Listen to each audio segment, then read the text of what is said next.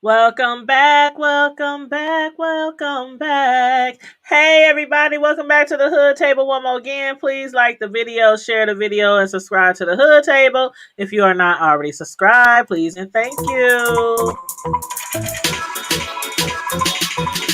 You don't need Netflix, you don't need cable. Hop on YouTube, welcome to the Hood Table, where we chop up local and global events vocally. You don't really wanna miss out on these conversations. Just joke a little, laugh a little, get that wine in your system, fill your glass a little. Expose current events, talk trash a little. You never know, these opinions might clash a little. They addicted to the content, gotta binge watch. If you don't like it, then you want to invite it. Bet your friends watching in the house and your job parking lot before you clocking. They don't wanna miss a second of this HD content. Everybody think they got something to say, so It's an open invitation, bring it to the table. But if you come back, just know we ain't buying in. We gon' probably turn it back until you start try again.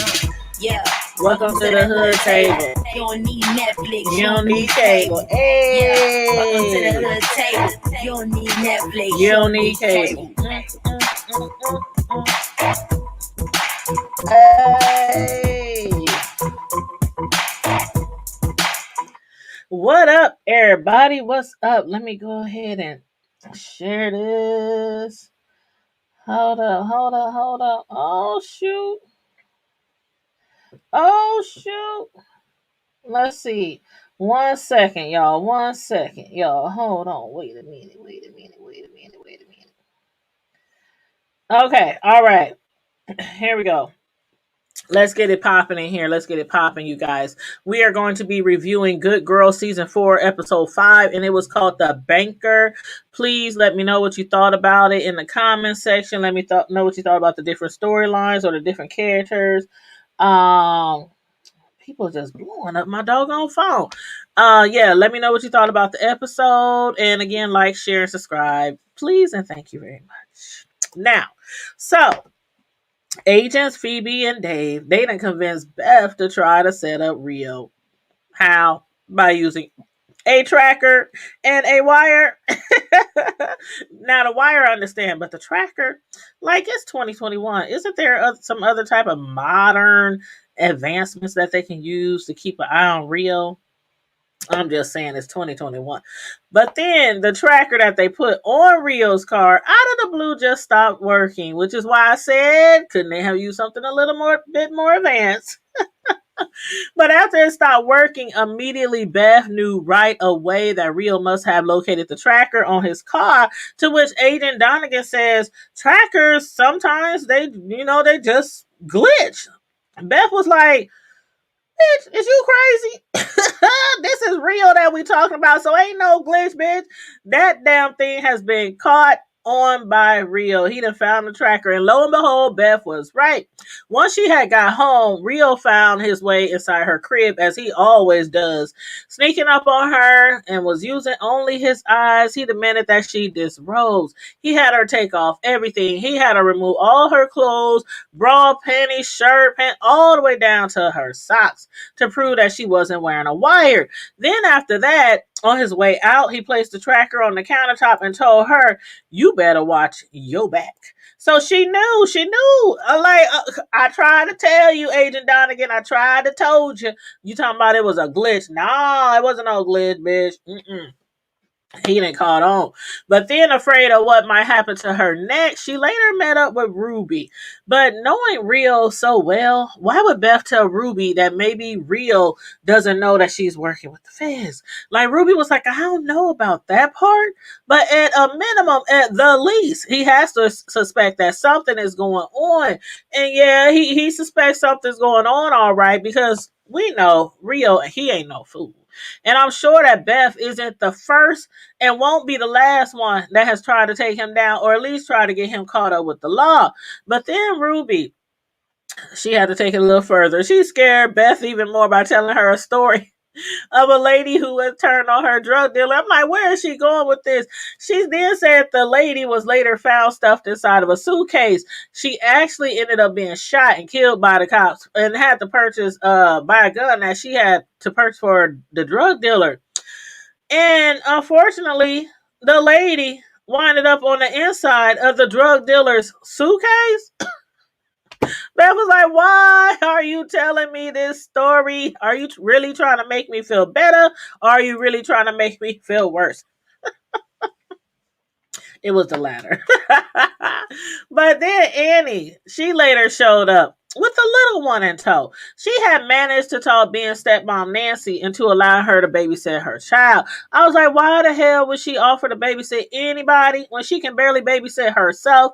But later in the episode, we found out that Annie just wanted to prove that she could at least do one thing right. And as far as I could tell, she did do okay with little Dakota to me.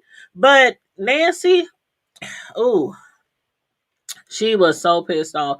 She was pissed off and talking trash to Annie like she always do, talking down to her, making her feel bad and stuff. When Annie was just trying to help her ass out, like she did you a favor.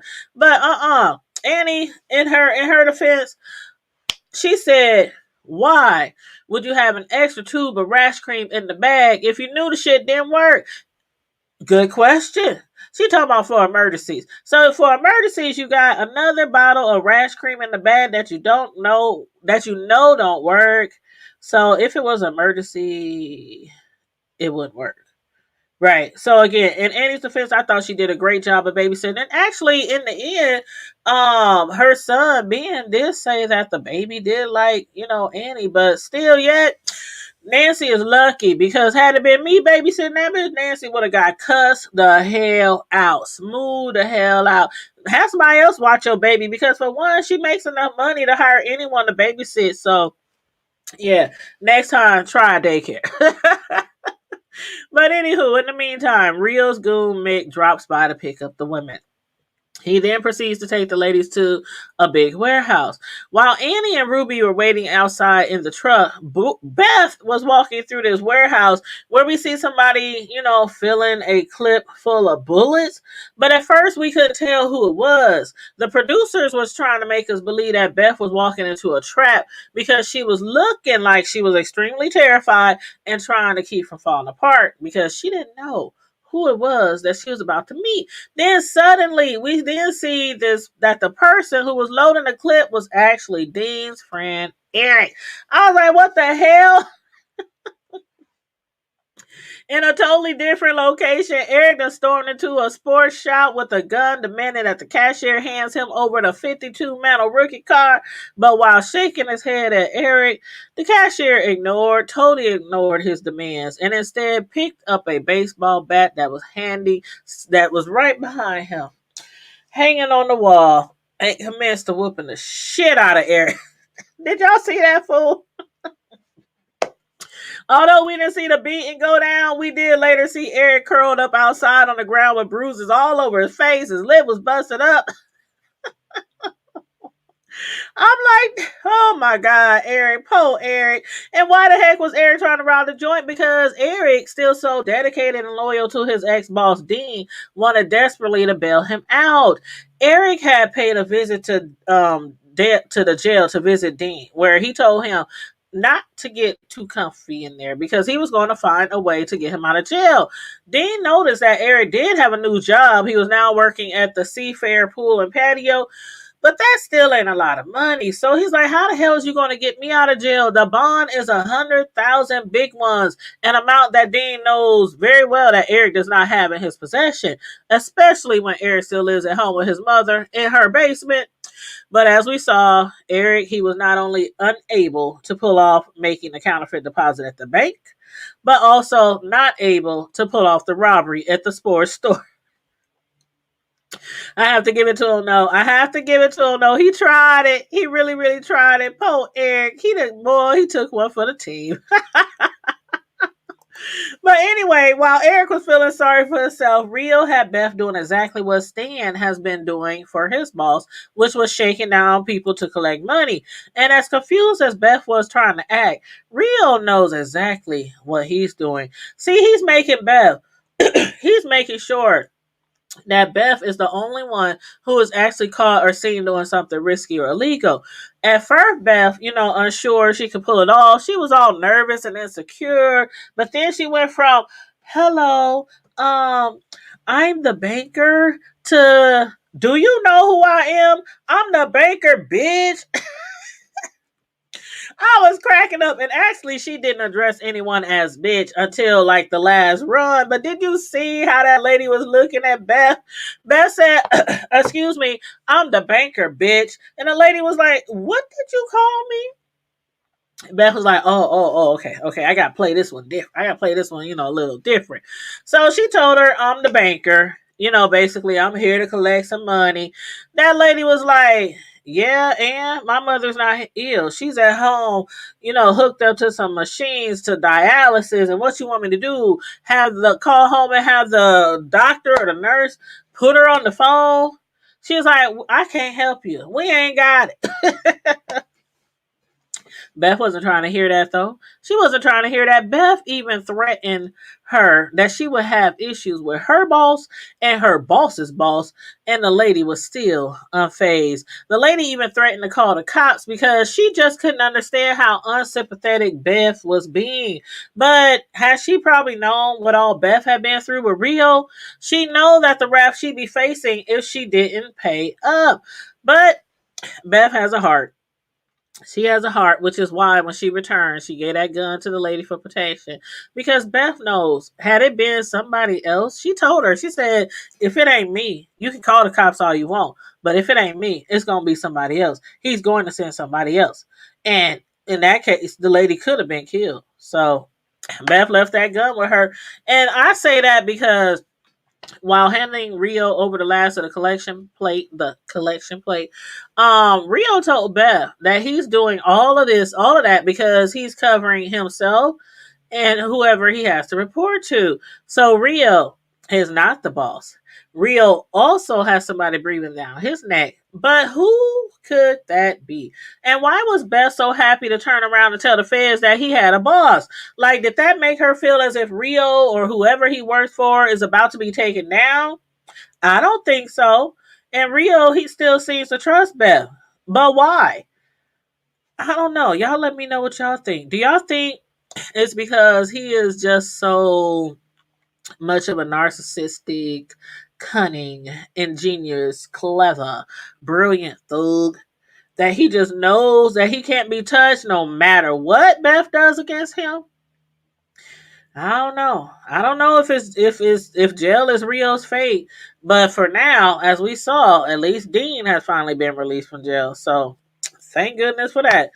Whew. But anyway, moving right along. Let me get a drink. I just need to quench my thirst because this is like my third show today, y'all. Well, second show. Yeah, second show.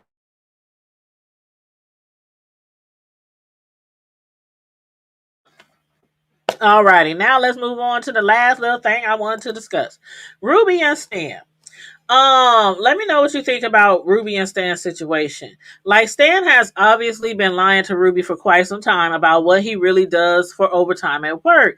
And in this particular episode, he lied to her about being at work in the break room eating his lunch that she had prepared for him. Now, while he was lying, he wasn't even aware that she was sitting in the break room at his job.